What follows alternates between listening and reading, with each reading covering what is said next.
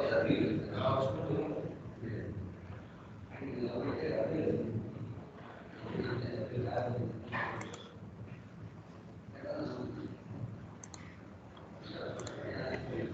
good morning. We will discuss in this period an important simplified model, like we have seen, modified or simplified Julien's model for tractive force and its variation as function of slip, longitudinal slip. We are going to have a similar approach with the Temple's theory, that what we have seen just in the last period now, right? Yeah, Somesh, Satish, what is the doubt? You raised your hand. Yes, Somesh. Somesh is there? Let's raise the hand. Okay. So, what is that we are going to do is, I'm going to have a simplified model called by the name Siegel model, right? Which will have a similar approach as that of what we have done for tractive force as function of slip that we have derived, similar to that of Julien's model. But in Julien's model, we had our model is an elastic flexible band, whereas here we are going to take the string only, stretched string only, but the approach is similar, right? So I'm just going to share my board and explain you that. So today in this period, whatever that we are going to learn is going to give a base for accounting and a real-time scenario of when I do cornering and I apply braking, what would happen? How do I go and develop my equation? So that's what today's period discussion should lead into. So may not be sufficient to complete it on this period. I would complete it in the next period. Monday, but I would give you an important base theory and looking at only lateral force development with the simplified model instead of accounting braking during cornering, right? And then we'll extend this model what we are going to learn today further. So for that, let me just share my board. So this is what we were doing in the last class, and just we stopped here, finding out this KY and LR, which are very important and tedious to get it. Otherwise, straightforward. We require to conduct some experiment, and the model what you learned proposed by Temple theory has helped us. So this is what we have done it in the last class, and I'm going to extend now with the new. So that's our lecture number 8, and just to make this diagram so that to save some time. So let us just understand what is that model that we are looking at it. So this diagram would give you more clarity in case some of you are not able to follow what we have been discussing in the string theory. Right? So you look at here, this is my top view of my tire wheel assembly. And you can see that when there is a side force, pure cornering is happening, you can see that the contact patch is gone on this side like that. So, you know, now the tire wheel heading direction is changing. So that is travel direction, and this angle is what is alpha that we have defined already. And you see this wheel plane is vertical now, so that you understand an important thing. This camber angle is considered 0. There is no camber considered in the tire. Very important. Right? So wheel plane is vertical. But the wheel plane is now inclined to vertical plane here by an angle alpha, right? And you see now what is my string model? Assume that the entire thread which is now in the tire is shrunk and made as a string, stretched string. And that is what is represented by blue circle in this, you can see. It's a loaded one. It is this is what is that line in the contact when it is not subjected to the lateral force. When you have only pure lateral force, what is happening? You see your contact length in this equatorial line, which is blue circle, now has changed into this. So I have now what is that I have defined in my model, those points. So I have here a point A and point B, point C, and point D. So when I project it on this entire thing, I would have this comes like that in this. So that's exactly what is we have drawn. So I hope that you could understand this clearly. And now in our modified model, what is that we are going to see is modified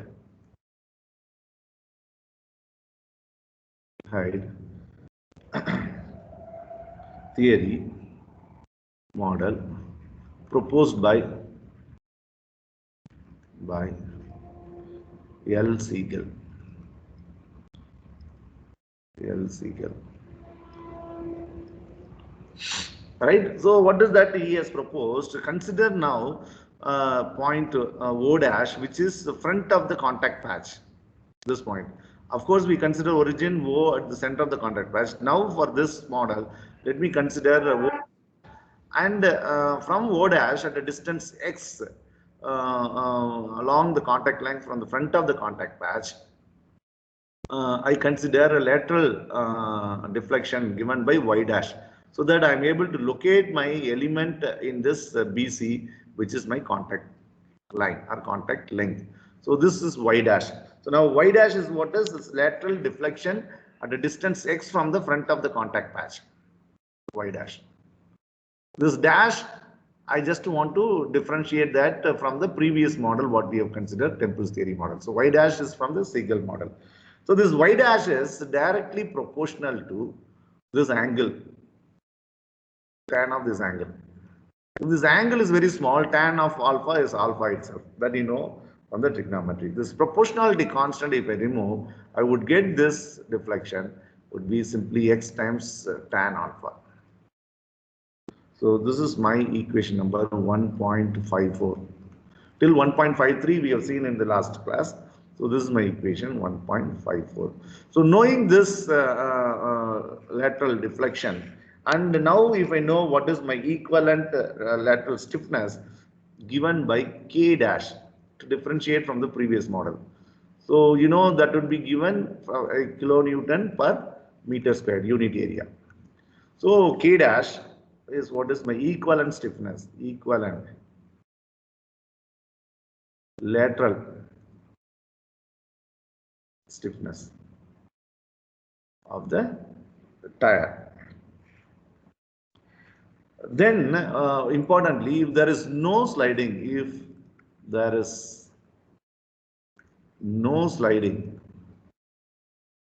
like we considered in Julien's model, there is no sliding, it is completely adhesion part, then we were looking at the linear portion of our graph, right? A similar way, if there is no sliding, if I consider now, I would be able to write the force dFy alpha, subscript alpha, to refer that is function of this by dx, which is my differential force, lateral force per unit length at the distance x from the front of the contact patch in the string model, would be given by K dash into y dash. That's going to be equal to K dash x tan alpha. So let's call this equation as 1.55. So what is the difference? The same approach. What I had my modified Julien's model, I had Kxi, I had, where I was longitudinal slip. Now in place of that, I replace that by tan alpha, where alpha is your slip angle. A smaller angle of alpha, tan alpha is alpha, that you know. So if I have this and this is my force per unit length, I would have my elemental lateral force dyf. So y fy alpha would be integral this, what is that, K dash x tan alpha into dx. So I have this. So it has to go from what, 0 to LT now I am considering. 0 to LT. I will consider similarly the string is now adhere to the ground, and there is no sliding from the rear of the contact patch. If BC is completely stuck to the ground and it is also having this lateral displacement, and I would consider that now for an arbitrary element chosen from a distance x is y dash, then the lateral force offered by that element is known. Then I can integrate that from 0 to LT for an entire contact length. So that's what is that approach that we have already learned. So if I do so, I would get here K dash tan alpha is taken out. So it's going to be K dash tan alpha into x squared by 2. If I substitute that, I would have Ky dash LT squared by 2 tan alpha. So that's my equation 1.56. Now in this, look at very interestingly, what is this term? I'm going to call it as, I'm going to call that as a cornering stiffness. So it's similar to C alpha into tan alpha. So this C alpha is what is now is given by Ky dash LT squared by 2 and called as lateral stiffness. We will take this value only extensively in our bicycle model or lateral dynamic studies, right? So this value would be constant in a linear zone.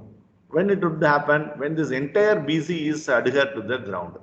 But what would happen?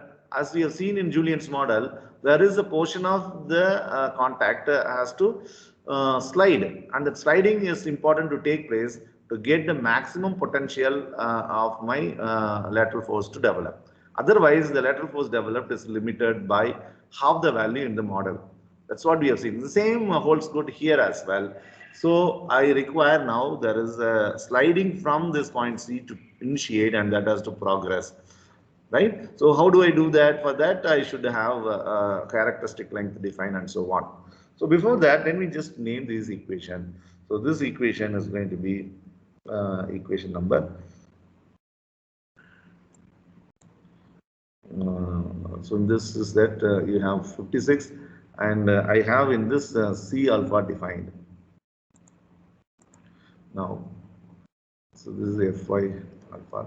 This C alpha is defined as dou Fy alpha by dou alpha at alpha equals 0. Whatever that you have already looked at by equation number, I remember that equation number 1.37, you can verify in our previous derivation.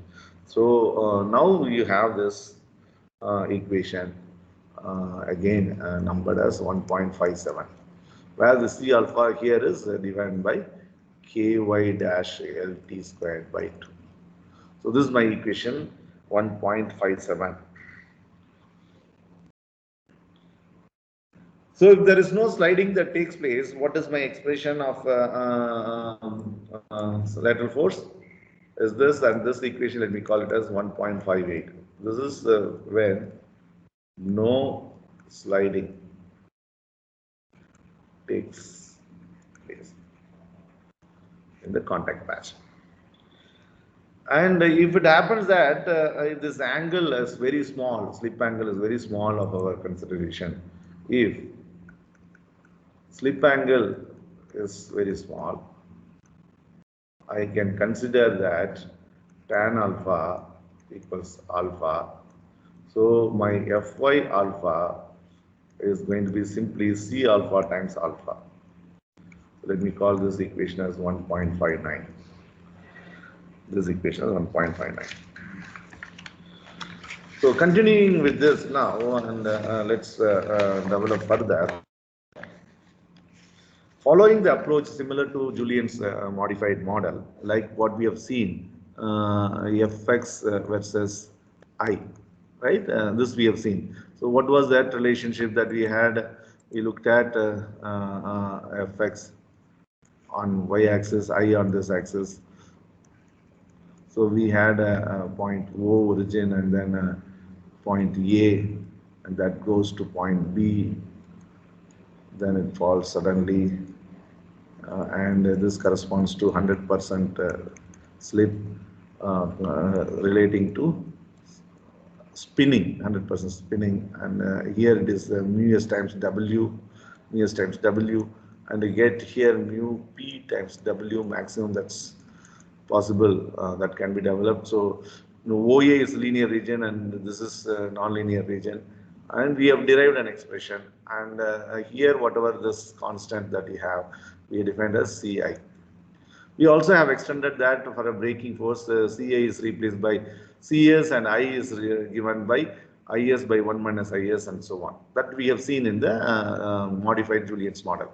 So I'm going to have similar kind of approach to proceed further with this lateral force as well.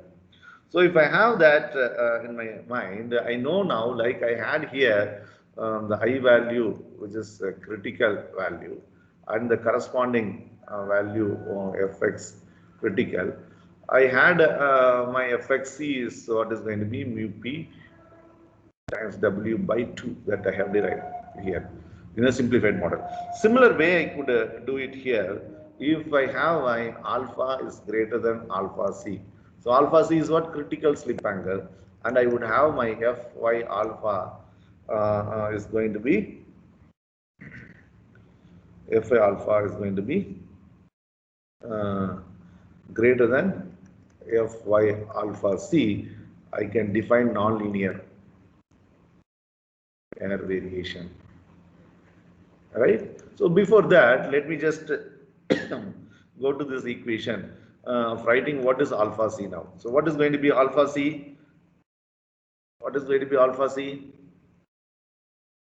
Alpha c is Fy c by 2. That's going to be mu p times W by 2 c alpha. So this is what is my alpha c. So let's write this equation 1.60, and Fic will be Fi alpha c will be what? C alpha into alpha c. If I substitute that, alpha c goes. So I will have mu p times W by 2. So 1.61. So from this 60 and 61, what is that you understand is pure rolling it is. No traction force and no braking. No braking. So in this condition only, you would have this is done. So in absence of them, what is the maximum possible force that is available? Mu p times W. That is limited by road adhesion coefficient. Whatever the normal load and mu p of the road, this product is what is limiting your value. Whatever the value of torque that is provided in case of driving or in case of braking. If both the torques are not provided, pure rolling, so maximum available mu p times W by 2 is what is corresponding to the linear zone. If it is only lateral force that I consider.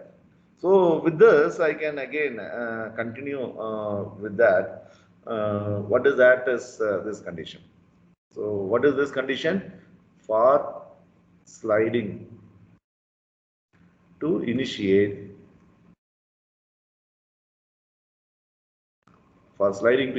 and that progresses, and you have this values denoted by nonlinear variation. So how do I go about doing that? For that, look at us. I'm just going to write the formulas, and those formulas easily can be understood like analogous way what we have looked at. So y alpha, yes, sliding zone would be what? I'll have this is maximum available, and in that 1 minus LC by LT is what is my sliding zone. If sliding takes place in the sliding zone, what is my Fi alpha? In the adhesion zone, what is that we have just now seen? So you have this, in this now LC by LT is what I have to substitute. So I have it already, my expression of LC. So what is my expression of LC characteristic length in this case? In absence of slip, it's only slip angle is going to be mu p times W by Ky dash LT. There, in case of tractive force, I have Ky LT into I had. Here I will have tan alpha. That's the difference. That's all. Tan alpha. The alpha is very small. It's going to be mu p times W by Ky square Ky dash LT alpha. What is LC? So LC by LT is going to be LC by LT is going to be mu P times W by KY dash. There's an LT added here, so it's going to be LT squared alpha, and K dash LT squared by 2 is what is we defined just some time back, C alpha. So it's going to be mu P times W by 2 times C alpha is what is LC by LT. So I would substitute that here. I would have mu P times W into 1 minus mu P times W by 2 times C alpha is what is that. I have it here as my Fy alpha sliding. If the sliding takes place with the condition that LC, when I say LC is equal to LT to initiate the sliding, if LC is smaller than, is greater than LT, that means there is a sliding zone, right? Sorry, what is that? Just get confused. LC is smaller than LT. LC is less than LT. So LT is physical length that could be seen. LC is that characteristic length. If this is smaller, I would have both adhesion. I'll have both adhesion and sliding. So only the sliding part lateral force is this. Adhesion part lateral force is just now we have looked at. So what is that? Fy alpha adhesion would be you have this mu P times W by 2 into LC by LT, I put. Right? So for LC is equal to LT, that's starting of initiation. So that goes, I'll have a critical value of C alpha. That is what is my adhesion zone. Because when I say the entire contact patch is equal to LC, what does it mean? Entire contact length is in adhered to the ground. When it is completely adhered to the ground, I have my maximum values mu P W by 2. Right? So if it is started with this condition, LC less than LT, then my adhesion zone would be this mu P W by 2 multiplied by this factor. So LC is smaller than LT means what would happen? I would have here some fraction, 0.9, 0.8 like that. So I have 90%, 80% like that. So now my total Fy alpha would be sum of these two. So Fy alpha A plus Fy alpha S. So if I add both of this expression, what is that I'm going to have? Just add them. PW by 2 LC by LT plus 1 minus PW by 2C alpha. So if I add this and I just do manipulate. See in this LC I can substitute. I have my LC, this value I can substitute and do this all manipulation. I would have my expression end up with this mu P times W in bracket 1 minus mu P times W divided by 4 C alpha into alpha. This is an interesting equation. So this equation is similar to what we had for Fix. Mu P times W. If you see that in a simplified model, 1 minus mu P times W by here 4 instead of C alpha we had Ci and alpha we had I. You could look back this. If this is happens to be braking force FB Fy, it's not Fyx, it's Fx. Sorry, it's Fx.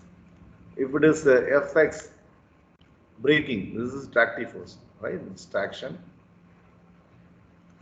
And if it is for braking, what was the change in this expression? Was mu P times W 1 minus mu P times W by 4 into the Ci was replaced by Cs, and this is the Is by 1 minus Is. So that's what we have seen, and this could be further simplified. So if these are all independent, it's only tractive force that I need to look at. There is no side force, there is no lateral force. I have this independently. If I have only braking, I have this independently. If I have only lateral force. In absence of both of them, I have this. So if I have a combination, then I have to combine them. But the resultant of lateral force as well as longitudinal force is going to be limited by μp times W. So this all to account, we have to further go with this. And to understand that, first we have looked at them independently. And we just looked at this model proposed by Siegel, which is of similar approach as that of Julian's model, what already we have been familiar with. So this equation, let me number as 1.62, which is my total lateral force. And you can see this, if I take this inside product, it's going to be what? Squared. So I would have this term here, accounting my nonlinear zone. So what is the variation now? My Fi versus slip angle, like Fx versus I have drawn. Now if I take Fi on this axis, slip angle on this, I would have my slip angle as it varies. Is going to be initially somewhat linear till alpha c value.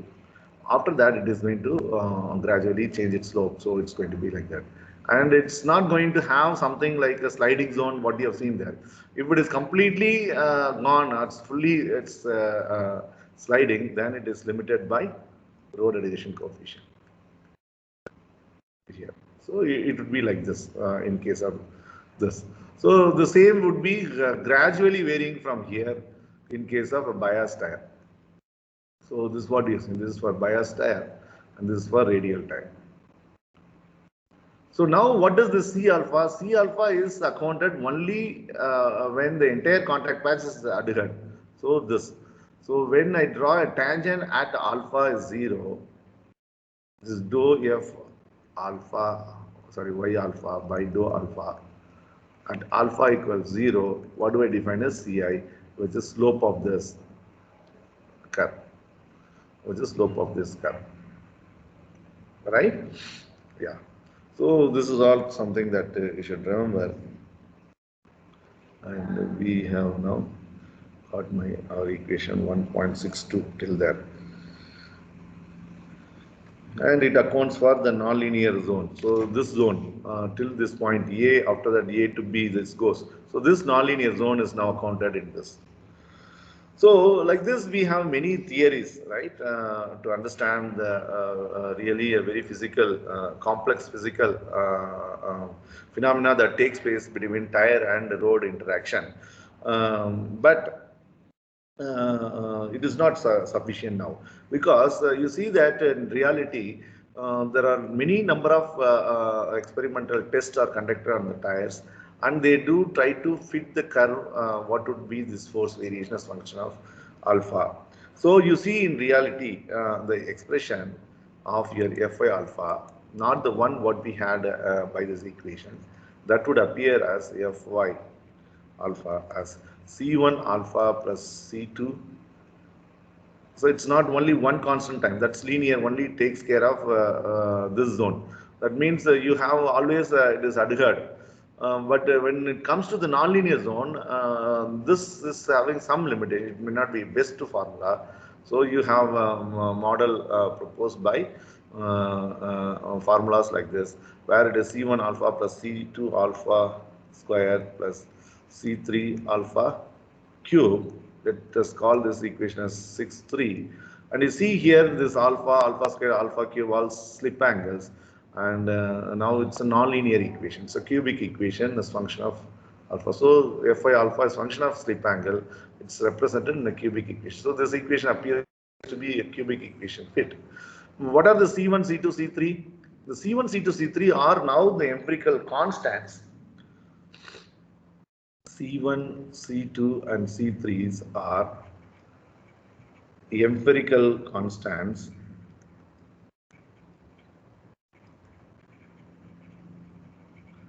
and they are function of normal load. As you know, this Fi is predominantly function of normal load, and these constants are accounting normal load, accounting normal loads. Normal loads dependency.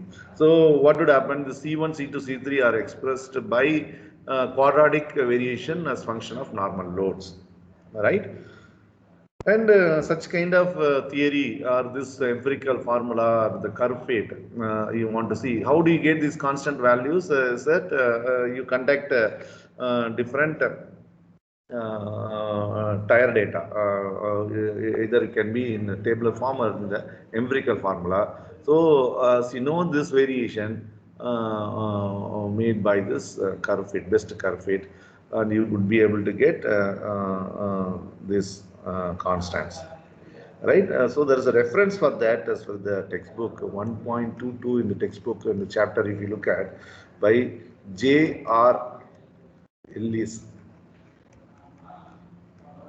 and that is called vehicle handling dynamics, right? Vehicle handling dynamics. There's a book, vehicle handling dynamics. So if you look at the vehicle handling dynamics by this, this is a reference. You will be more able to explore on this. And this book was published in London Mechanical Engineering Publication, 1994. That's a reference, right? Yeah. So now this we have understood. So now let us understand an important concept called the friction ellipse concept, right? Why? Because we just understood these theories from morning. What was that? When there is no tractive force or braking force, it's pure cornering, and we have only Fy, and the string model provides you the expression. Good. And we saw there the Ky and L are relaxation length. These are to be obtained, and for that we require some elaborative test, conduct some tests, and then you are able to calculate them that you have seen. But yet we have looked at another model called the Siegel theory model just now in this period, and we are able to derive the expression, and that model is similar to that of what we have got an approach for an elastic band model of Julian's theory, right? So now with this all are independently there, but if you look at really in contact patch, what is happening, you are not having only lateral force, you are not having a vehicle going in lateral direction, right? You are always having your tractive force.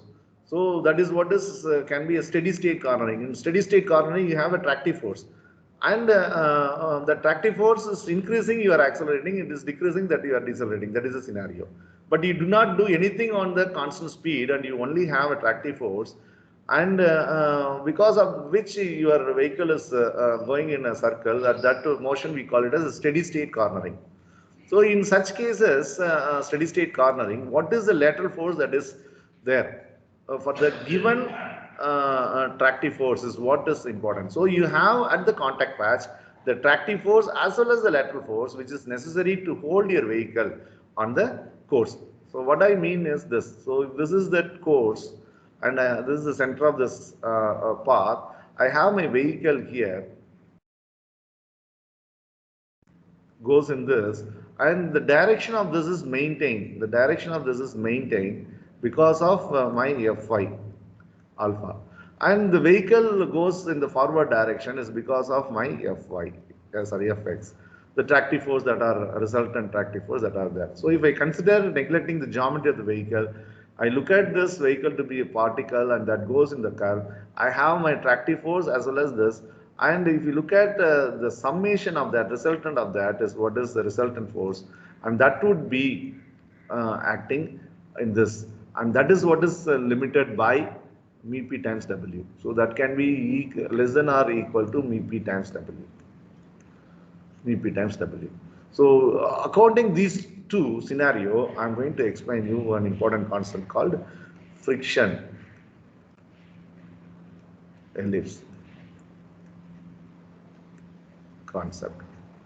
So what is this friction ellipse concept or theory? It's a framework, correct? So this concept is based on the assumption that the tire can slide in arbitrary direction. So all the tires of this can slide in arbitrary direction. Your vehicle can slide in an arbitrary direction. Or if I consider one tire and taken out, and if I look at, and that tire can slide in an arbitrary direction if the resultant of the existing tractive force and the lateral force touches this maximum value equal to Vp times W or greater than Vp times W, I would not be able to have the control on my wheel motion. So that wheel will go in an unstable arbitrary direction sliding. So how do I account that as what is my friction ellipse? So for that, let me just draw a horizontal line here. So this is my center of the ellipse, and I have here minor axis. So this minor axis is Fy max, and this is Fx max. So Fx max, what does that means? In absence of Fy, whatever I have is Fx max. In absence of Fx, whatever lateral force that I would get is what is Fy max. So if I have this, this is what is my ellipse, 1/4 of the ellipse. So I can go around this and construct this ellipse. So in this, if you look at in this side, corresponds to braking. And this side is traction.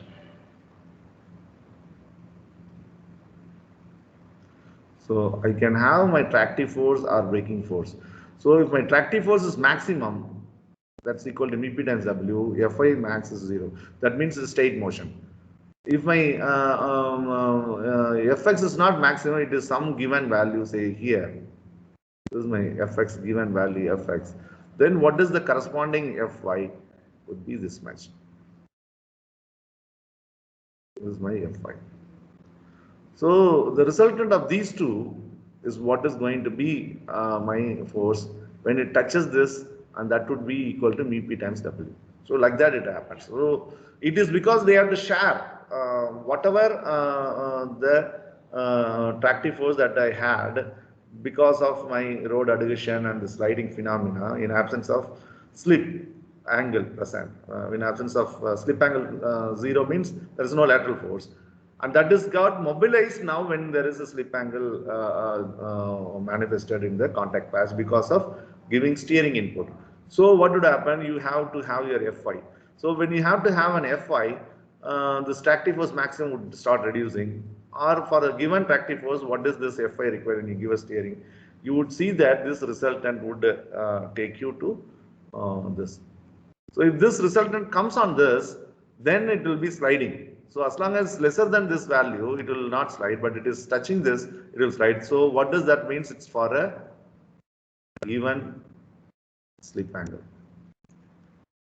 So for a given slip angle, I have one ellipse. So next to slip angle, I have another ellipse.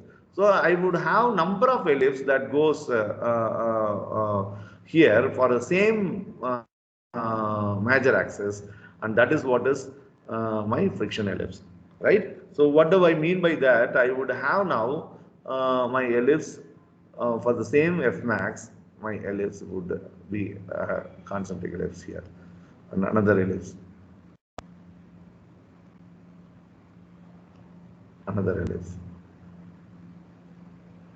and so on goes. So now what does that you understand here is, this is as an increasing order of slip angle. As slip angle increases, I would have this ellipse minor axis getting increased for a given fixed major axis given by the maximum tractive force of the tire. Right? So when I give more steer input, I will have more slip angle. So when I have more slip angle, my requirement of my Fy would be more. So what would happen as the slip angle progresses, I would have my ellipse increases for the same. So this can be best understood how is because you see that I would have another axis here. For the time being, forget about this braking, and I will have here the slip angle, and here I have my Fy alpha. So I will have here a plot of this variation, for a condition called free rolling condition, what we have seen just now. So free rolling condition means what? It is no tractive force, no braking force, and it's only pure rolling. I would see that. In free rolling condition, I have my maximum Fy for the given slip angle. So if say for example this is corresponding to 4 degrees, this is for 5 degrees, 6 degrees, say 8 degrees, like that it is increasing the function of slip angle. For 4 degrees, what is that I have would be this. So how do I get, this is my 4-degree variation. So when I have here in this axis 4 degrees, so where is it going to intersect this? And that is my corresponding value here, and I construct one ellipse. So like that I have here 5 degrees, 6 degrees, 8 degrees. So for 6 degrees, if I just extend this, and where is it going to exact? That would be, if I project it on this, whatever that I have, that is my minor axis. That's maximum Fy. I have my construction goes like this. So having having collected the data of variation of Fy as function of slip angle for a free rolling condition, for any chosen slip angle, what is the possible Fy if I know, and that if I take it as my minor axis or maximum value of my Fy, and I would be able to construct an ellipse for Fx max. So this Fx max is what? In absence of in absence of slip angle, in absence of slip angle, or in absence of Fy alpha. So I would have this, but the moment I have my Fx reduced or given Fx, I would have my Fy reduces. So this is my ellipse. So how do I mathematically represent this? It's simple that I have my ellipse equation. So in that I would put Fy by Fy alpha. Yeah, uh, can you just put off your unmute yours? So one of you, Anirudh Goswami, can you just mute? Yes, yes, yes, Yeah. yes. Sorry, sir. Yeah, okay. So Fy by Fy alpha, here Fi4 I have put to take this ellipse, plus Fx by Fx max square is what is equal to 1. This is like x squared by a squared plus y squared by b squared is equal to 1 is what is an ellipse equation. Now I have. So having this equation, let me number this as 1.64. And this equation, what is that advantage I can do? I can find out now for a given tractive force. This Fx max comes from the test. So you would have your tire mounted on the test rig or the wheel drum, and it is loaded. There is no slip angle. So your wheel plane is aligned with your drum wheel plane, and you only give your traction, and then you see what is the maximum force available. So you take that, right? And this is fixed. Then you have your separately test done wherein you are making a free rolling condition of the wheel, and for that you are plotting this Fy, and for a given Fy you fix this and construct this ellipse. So now for a given tractive force, what is the corresponding available Fy is what I can find out from this equation. So I know given tractive force is this. This is my given tractive force, Fx. It's not equal to Fmax. I know Fmax from experiment. So this is from experiment. This is also from experiment.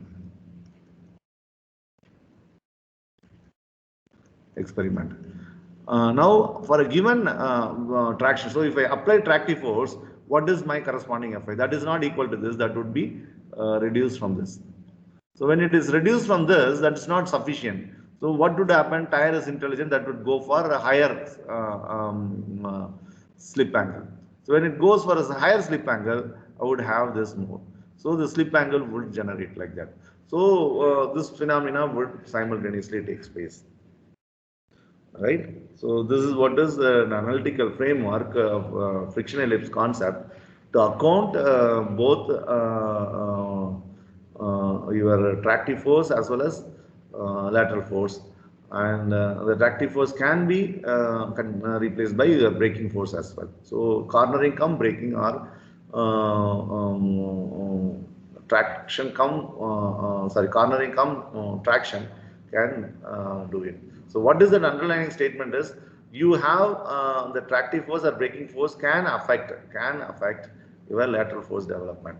So whatever the lateral force that's maximum possible in absence of them would decrease due to the application of or appearance of them. So here what is very important thing is, there can be two statements. One is at small slip angle, and at slip angle is very small value, maybe less than 4 degrees. What would happen is, your reduction in Fy depends on cornering stiffness. There is a reduction in cornering stiffness, because less than this, you would have your cornering stiffness constant that would reduce. So at low values of tractive or braking effort, so instead of having this Fx this much, if I take my Fx value, very small Fx value here, so I see what would be my corresponding this. So here I have my maximum, so it's smaller reduction in Fy. So, and a smaller variation of Fx, whether it's traction or braking, you would see that reduction in lateral force is because of reduction in lateral stiffness.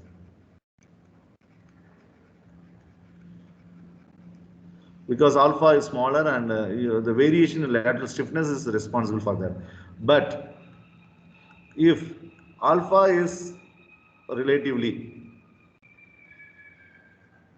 more, what would happen? When alpha is relatively more, it is mainly depends upon what? The mobilization of available traction or available adhesion during traction towards your lateral direction. So I would make that statement.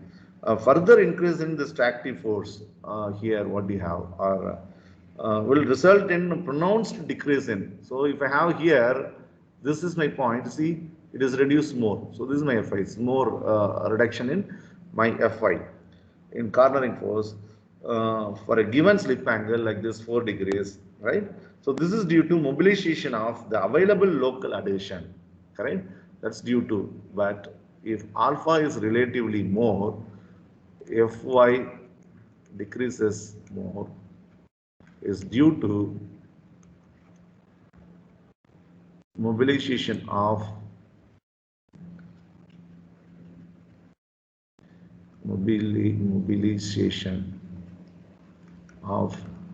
available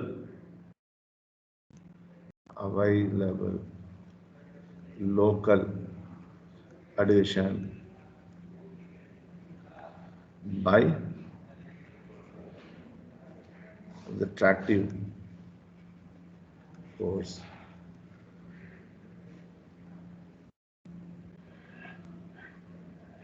Correct? Available road adhesion by tractive force. So you know the road adhesion is responsible for creating this. So from there it is sharing. The adhesion has been shared by both. So that's why it is. So you should have the statement. Remember.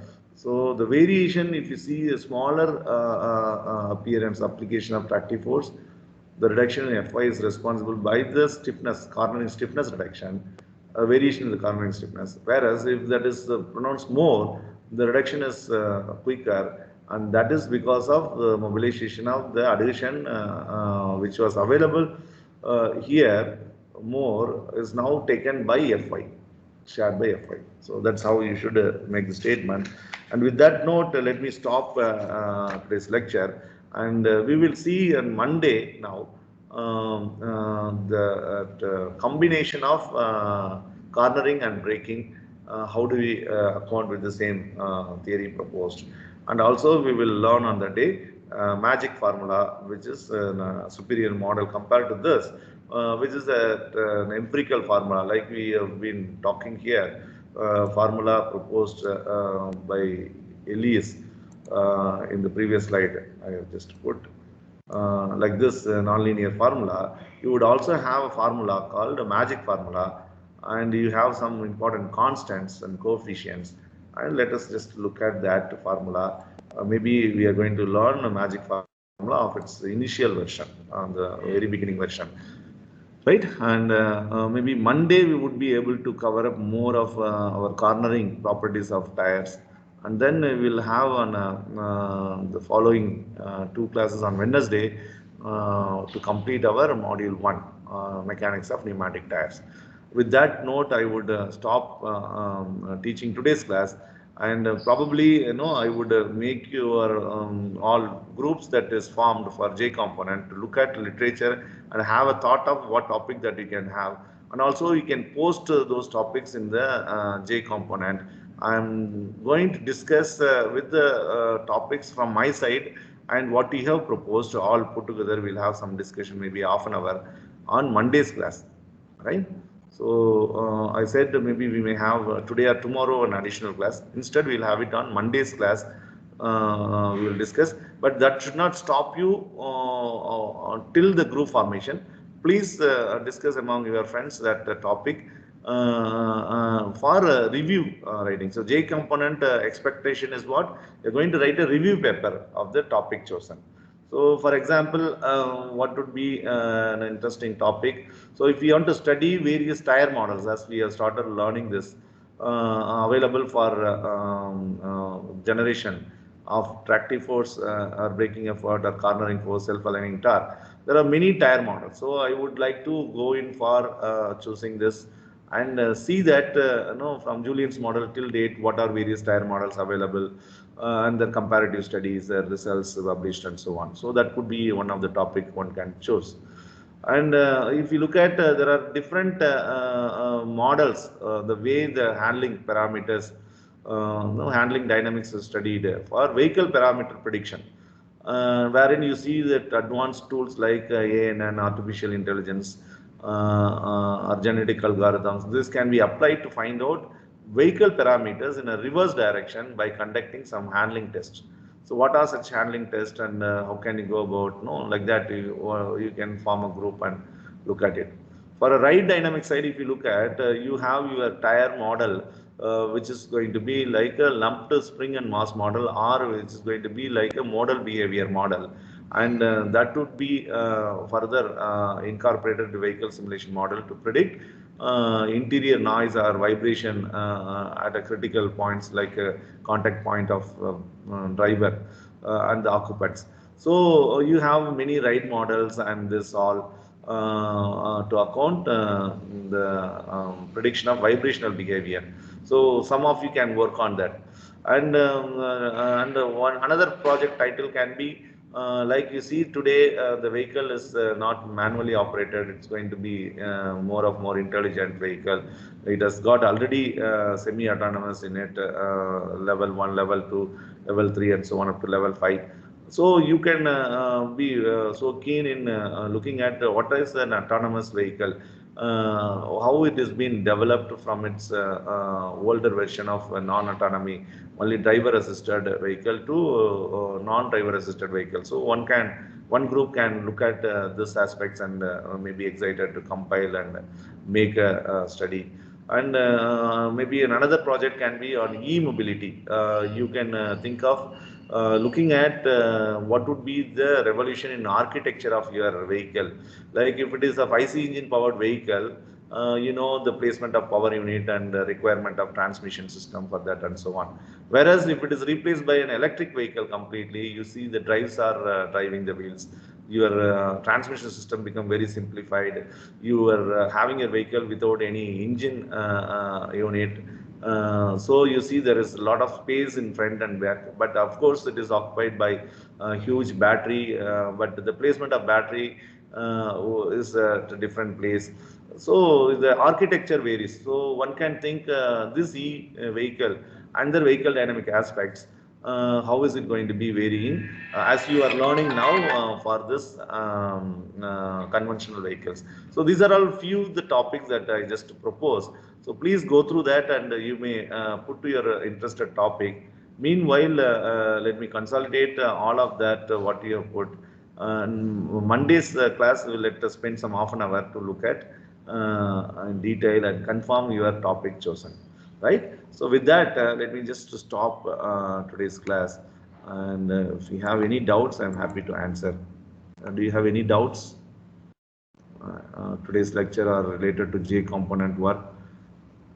Anybody? Kelvin Sloth? If not, let me stop recording this.